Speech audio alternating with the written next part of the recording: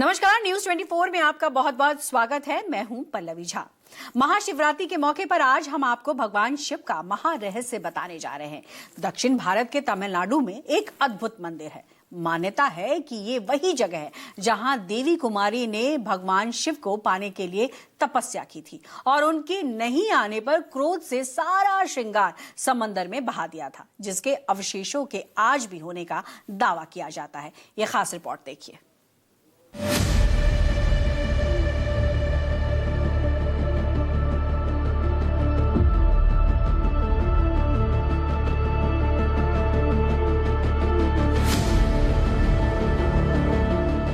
एक देवी की प्रेम कहानी जो शिव की थी दीवानी।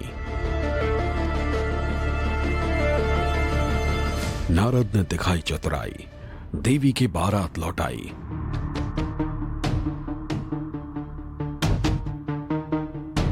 बिखरा जहां देवी का श्रृंगार, 3000 साल से हो रहे चमत्कार।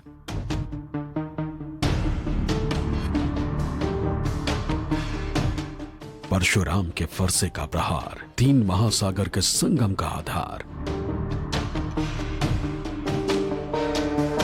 जहां बाणासुर पर हुआ प्रतिघात, वहां अब भी है देवी साक्षात। रहस्य जो अद्भुत होते हैं, कल्पना से परे होते हैं, जिनसे कोई ना कोई कहानी जुड़ी होती है। ऐसी ही एक कहानी भारत के दक्षिणी राज्य तमिलनाडु के समंदर से सटे सबसे आखिरी शहर कन्याकुमारी की है, जो अपने अंदर 3000 साल से भी ज्यादा प्राचीन रहस्यों को समेटे हुए है। पूर्व में बंगाल की खाड़ी, दक्षिण में हिंद महासागर, पश्चिम में अरब सागर से घिरा शहर कन्याकुमारी कभी चोल, पांड्य और चेर शासकों के अधीन रह चुका है। इन शासकों के शिल्प और कारीगरी की छाप आज भी यहां के स्मारकों पर दिखाई देती है। देश की राजधानी दिल्ली से करीब 3022 किलोमीटर दूर मौजूद शहर कन्याकुमारी का इतिहास इन शासकों से भी कई ज्यादा पुराना है, जो अपने अंदर कई रहस्यों को समेटे हुए हैं। आज उन्हीं रहस्यों से पर्दा उठाने के लिए न्यूज 24 के रिपोर्टर वरुण सिन्हा पहुंचे भारत के सबसे आखिरी शहर कन्याकुमारी और यहां से जुड़े रहस्यों को समझने की कोशिश की। हजारों कहानियां, किस्से ऐसे होते हैं जिनको समझना बेहद नामुमकिन होता है। पहले समुंदर के इस नज़ारे को देखिए और आप देख पाएंगे कि उफान खाता हुए समुंदर अपने आप में बहुत सारी कहानी, किस्से, रहस्य छुपाए हुए हैं। तमिलनाडु का कन्याकुमारी इन्हीं चमत्कारों में से एक है। कहना जाता है कि यहाँ पर ऐसी ऐसी कहानियाँ छुपी हैं जिनको आप जब भी खंगालने का प्रयास करेंगे तो आपको उनके सवाल जवाब नहीं मिल पाएंगे। जिस जगह मैं खड़ा हूँ वो है विवेकानंद रॉक और माना जाता है कि 1892 में यहीं पे स्वामी विवेकानंद ने 3 दिन मेडिटेशन किया, ज्ञान की प्राप्ति करी और उसके अलावा वहीं पर पास में है कन्याकुमारी मंदिर, जिसकी कहानी आज भी प्रचलित है। कहा जाता है कि भगवान शिव से विवाह न होने के बाद माता कन्याकुमारी ने यहीं पर आकर वास किया था। आज भी यहाँ पर चावल के रूप में पत्थर जो हल्के पीले रंग के हैं वो आसानी से देखने को मिल जाते हैं और ऐसे ना जाने कितने अनगिनत चमत्कार हैं जो लोगों के दिमाग में बसे हुए हैं, जिनको लोग महसूस करते हैं। तो चलिए इस बार रहस्य की इस कहानी में समझाते हैं तमिलनाडु के कन्याकुमारी में कन्याकुमारी मंदिर और आसपास से जुड़ी तमाम वो कहानियाँ जो सच में आपको चकित कर देंगी। कन्याकुमारी में 51 शक्तिपीठों में से एक देवी अम्मन का मंदिर है। कहते हैं यहाँ माता सती की रीढ़ की हड्डी का पिछला हिस्सा गिरा था। यहाँ एक शिला पर पैरों की आकृति बनी हुई है। कहते हैं कि देवी कुमारी अम्मन के पैर के निशान है, जिसे श्रीपाद पराई कहा जाता है।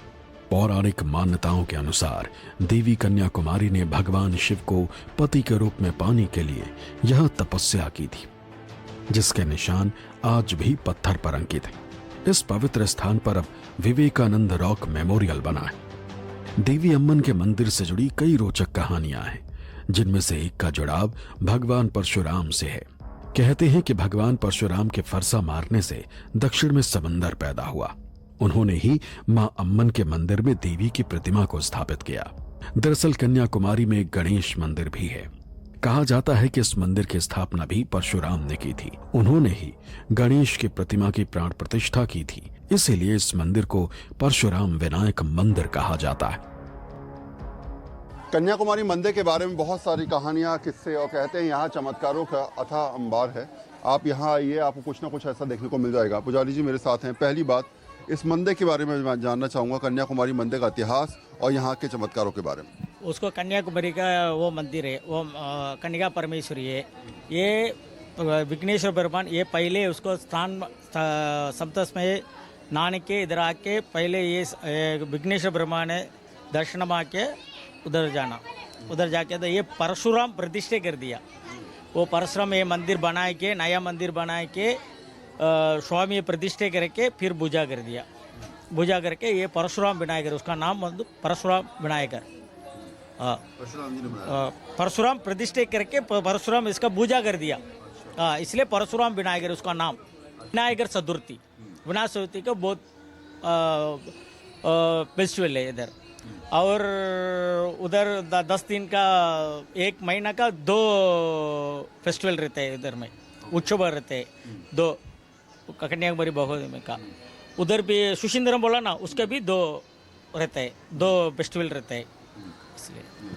तो आप सोचिए ज़रा, सामने समंदर है, इधर जो है वो गणेश भगवान की प्रतिमा, कहते हैं परशुराम जी ने इसको बसाया था, यहीं पर प्राण प्रतिष्ठा की थी और यहीं से तमाम सदियों से कहानी चलती आ रही है। कन्याकुमारी मंदिर की जो स्थिति है, जो प्रतिष्ठा है, जो बातें हैं, वो सबको पता है। लेकिन हाँ, ये बात ज़रूर है कि इस मंदिर के चमत्कारों से हर कोई अछूता नहीं, हर कोई जानता है कि मंदिर में आइए, जो भी मांगेंगे आप, आपकी पूर्ति होगी। देवी कन्याकुमारी के मंदिर की एक अनोखी प्रथा भी है। दरअसल इस मंदिर में आने वाले पुरुष श्रद्धालुओं को कमर से ऊपर निर्वस्त्र होकर जाना पड़ता है। तस्वीरों में आप देख सकते हैं कि जितने भी पुरुष श्रद्धालु हैं वो शर्ट नहीं पहने हुए हैं। मां के दर्शन करने के बाद एक श्रद्धालु ने अपनी अनुभूति हमें बताई। मंदिर में ऊपर कुछ नहीं पहन के जाते हैं, शर्ट और बनियान उतार कर जाते हैं, सिर्फ लुंगी अकेले पे आप अंदर जा सकते हैं। और दर्शन करने के बाद जो अनुभूति प्राप्त हुई है, बहुत अच्छा लगा यहाँ पर आके। मैं सागर से आया हूँ, मध्य प्रदेश से, और मैंने यहाँ पर आके पहले मैं विवेकानंद रॉक गया, वहाँ पे अच्छा लगा। यहाँ मंदिर में भी बहुत ही अच्छा लगा। और मैं आपके चैनल के माध्यम से लोगों से ये कहना चाहूँगा कि यहाँ पर एक बार आप दर्शन करने अवश्य पधारें। जाहिर है अब आप ये जानना चाहते होंगे कि मंदिर के अंदर पुरुषों के इस तरह प्रवेश की आखिर वजह क्या है। ये जानने के लिए हमने मंदिर के इंचार्ज से बात की, तो उन्होंने हमें इसकी क्या वजह बताई। आप भी सुनिए। So, as you know, sir, there are so many goddess temples in the universe, throughout universe. Wherever you are going to any goddess temple, there should be a certain place for Lord Shiva also. But here it is not there, because she is unmarried. So that is the name implied as Kanya Kumari. An unmarried woman with virgin is doing the tabas by keeping her right leg on this rock memorial and holding a Rudrakshamal on her right hand. So as she is with virgin but unmarried, and not only that, no Shiva structure is there around that temple. We have to keep a very strict order to follow that. Not only that, while comparing to ladies and gents, here inside our temple, so many vibrations are there. And whenever these vibrations are aligned with our chest, our body will be improved. That is why all the gents are advised to remove their shirt and banian. जाहिर है कि मां अम्मन देवी के मंदिर में सकारात्मक ऊर्जा का भंडार है, लेकिन यह मंदिर और इसके परिसर के आसपास कई रहस्य छिपे हुए हैं। ये विवेकानंद रॉक और पास ही बने मां के इस मंदिर का 3 महासागरों का जलाभिषेक करता है। कहते हैं कि यहाँ के समंदर की रेत 2 रंगों की है, एक लाल रंग तो दूसरा पीला। जिस रेतीली मिट्टी की मैं आपसे बात कर रहा था, अब उसके 2 उदाहरण आपको सामने दिखाऊंगा। सामने की तरफ देखिए आप जरा, बिल्कुल सिंदूर का रंग, गाढ़ा हल्का लाल रंग आपको नजर आएगा। बिल्कुल सिंदूर के तरह की यहाँ पर मिट्टी, यहाँ पर रेत आपको नजर आ रही होगी, बिल्कुल आप देखेंगे। और ठीक बराबर में मेरे कैमरा पर्सन संजय आपको दिखा पाएंगे तो दिखा पाएं, ये देखिए सफ़ेद रंग के हर छोटे छोटे कंकड़ आपको नज़र आ रहे हैं और ये कंकड़ समझा रहे हैं कि जो अक्षत की बात की जाती है, ये देखिए मिट्टी के अंदर, समुंदर के अंदर, इस मिट्टी में, इस रेत में आपको जगह जगह जो है वो कंकड़ नज़र आएंगे और ये छोटे छोटे कंकड़ जो हैं सफ़ेद रंग के हैं।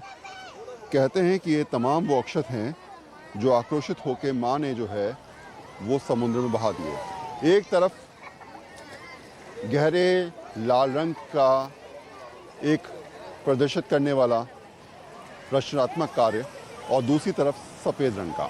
आप सोचिए कि हज़ारों साल से ये अपने आप में एक रहस्य का विषय बना हुआ है।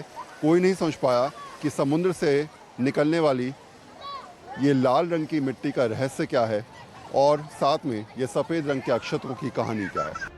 महासागरों के संगम के बीच ये दो रंगी रेत जाहिर है हैरान करती है। इस दो रंगी रेत का आखिर राज क्या है, ये जानने के लिए हमने मंदिर के पुजारी शेखर से बात की। तो सुनिए उन्होंने हमें क्या बताया। तो कन्याकुमारी मंदिर के रहस्य को हम समझने और समझाने का प्रयास कर रहे हैं। दो समुद्री मिट्टी मेरे साथ हैं, रेत मेरे साथ हैं। एक तरफ देखिए छोटे छोटे वाइट कलर के कंकड़ और यहाँ पर हल्के पीले रंग के कंकड़ आपको नज़र आ रहे होंगे। अमूमन ऐसी आपने समुद्री रेत नहीं देखी होगी। और दूसरी तरफ आप देखेंगे हल्का जो है रेडिश कलर वाली मिट्टी और हल्का ब्लैक कलर वाली मिट्टी रेत यहाँ पर नज़र आ रही है। ये रेत जो है हल्के काले रंग की और लाल रंग की है जो अमूमन समुद्र में देखने को नहीं मिलेगी। शेखर जी मेरे साथ हैं। शेखर पंडित जी, ये बताइए ज़रा मुझे कि ये पहले इस लाल मिट्टी का, इस लाल रेत का रहस्य क्या है, कहानी क्या है और ये कैसे मिलती है? अपना शादी के लिए जो जो सामान है सब मट्टी होने दो बोल दिया। ये चावल है, मट्टी चावल, ये कुंकुम, सिंदूर, कुंकुम। अच्छा, ये जो आप लाल रंग का वो देख रहे हैं, हाँ लाल देख रहे कुंकुम है, सिंदूर है। हाँ सिंदूर जो है उन्होंने जब समुद्र में बहा दिया तब से अब तक जो है वो लाल रंग का सिंदूर यहाँ पर मिट्टी के साथ मिलता है, रब समुद्री रेत के साथ मिलता है। ये चावल है और ये चावल, ये अक्षत है, चावल है। अब देखिए जरा इस रहस्य को समझिए, इस बात को समझिए। कहते हैं कि माता ने आक्रोश में आकर जितना सिंदूर था वो समुद्र में बहा दिया, तो तब से लेकर अब तक जो है वो लाल रंग की रेत यहाँ पर मिलती है। और दूसरी तरफ आप देखेंगे हाथ में मेरे सफ़ेद रंग और पीले रंग के हल्के छोटे छोटे कंकड़ हैं। इनको कहा जाता है कि ये सफ़ेद और पीले रंग के असल में अक्षत हैं। जब माता ने बहाए गुस्से में, आक्रोश में, तब से लेकर अब तक लगातार सदियों पुरानी कहानी इस मिट्टी के ज़रिए, इस रेत के ज़रिए आज भी प्रचलित है। एक तरफ सिंदूर तो दूसरी तरफ अक्षत समझाने के लिए काफ़ी हैं कि बातें भले ही कही जाएं, लेकिन चमत्कार कुछ ऐसे हैं, कुछ किस्से ऐसे हैं, कुछ कहानियाँ ऐसी हैं जो साक्षात प्रमाण के साथ लोगों के दिल में भक्ति की बात को और ज़्यादा बढ़ाती नजर आती हैं। इस रेत के दो रंगी होने की आध्यात्मिक वजह मंदिर के पुजारी मां कन्याकुमारी के क्रोध को बता रहे हैं। वो बता रहे हैं कि लाल रंग की रेत मां का सिंदूर है और पीले और सफेद रंग की रेत चावल और फूल। दरअसल इसके पीछे एक प्राचीन कथा है जो कि एक रहस्यमयी होने से पर्दा उठाती है। मान्यता है कि बाणासुर नाम के एक असुर ने ऋषि मुनियों और इंद्र आदि देवताओं को परेशान किया हुआ था। अपनी शक्ति से बाणासुर ने इंद्र को परास्त कर दिया था। इंद्र के साथ अग्नि, वरुण आदि देव भी बाणासुर के आतंक से परेशान थे। दरअसल बाणासुर को ब्रह्मा जी से यह वरदान प्राप्त था कि उसकी मृत्यु किसी कुंवारी कन्या से ही हो सकती है। अहंकार के मद में चूर बाणासुर का अंत करना जरूरी हो गया था। अपनी परेशानी को लेकर देवताओं ने तब मां जगदम्बा से मदद मांगी, जिसके बाद मां जगदम्बा राजा भरत की पुत्री के रूप में जन्मी। बचपन से ही कन्याकुमारी भगवान शिव की परम भक्त थी। वो शिव से विवाह करना चाहती थी। उनके कठोर तप को देखकर भगवान शिव भी विवाह के लिए मान गए। लेकिन नारद जी जानते थे कि अगर कुमारी और शिव जी का विवाह हुआ तो बाणासुर का आतंक खत्म नहीं हो पाएगा। ऐसा माना जाता है जब भगवान शिव ने कुमारी से विवाह के लिए शुचिंद्रम से यात्रा शुरू की तो नारद जी ने विवाह रोकने के लिए मुर्गे को बांग देने के लिए कहा। मुर्गे की बांग इस बात का संकेत थी कि विवाह के लिए अब शुभ मुहूर्त निकल चुका है। मुर्गे की बांग को सुनकर भगवान शिव भी ये सोचकर रुक गए कि अब शुभ मुहूर्त निकल चुका है। जब सही मुहूर्त पर शिव जी विवाह के लिए नहीं पहुंचे तो कुमारी को बहुत क्रोध आया, जिसके बाद उन्होंने सारा श्रृंगार का सामान समंदर में फेंक दिया। कहते हैं कि भगवान शिव से शादी नहीं होने पर बाणासुर ने विवाह प्रस्ताव देवी कुमारी के पास भेजा। इससे क्रोधित देवी ने बाणासुर का युद्ध में अंत कर दिया। देवी कन्याकुमारी, कन्याकुमारी मतलब शादी नहीं हुआ, शादी नहीं हुआ तो कन्या है, कन्या बोलते हैं कुमारी। अच्छा, ये मट्टी कैसे आया बोलो तो लॉर्ड शिवा पार्वती देवी के पहले मोहम था, लव। उसको पहले क्या किया, मोहम किया ना, पार्वती देवी के बाबा बोला 3 सामान लेके आओ, आपको शादी करके देगा, बोल दिया पार्वती देवी का बाबा। अच्छा, क्या क्या सामान है, नारियल में आँख नहीं मांगता है, 3 आँख नहीं मांगता है, प्लेन मांगता है। जो तंबा ये पत्ता है, पान खाने वाला पत्ता है, ये वाला, ये लाइन रहता है ना, ये लाइन नहीं मांगता है, प्लेन मांगता है। अच्छा, तंबाकू, ये 3 सामान लेके आओ, आपको मैं शादी करके देगा, बोल दिया ससुराल। अच्छा, हो गया, काम हो गया, डेट टिकट सब ले लिया। नारायण आया, नारायण लपड़ा वाला नारायण आया। अच्छा, पार्वती देवी को शादी हो गया तो अरकनों को नहीं मार सकता है, नागरासुर नहीं मार सकता, बड़ा वाला आदमी है, पहलवान। इसलिए क्या बोलता, मुर्गी के आवाज़ के पहले शादी होने का, मुर्गी का आवाज़। अच्छा, डेट टिकट हो गया, पार्वती देवी यहाँ से जा रहा है 8 किलोमीटर वडकम बारे, उसका नाम है वडकम बारे।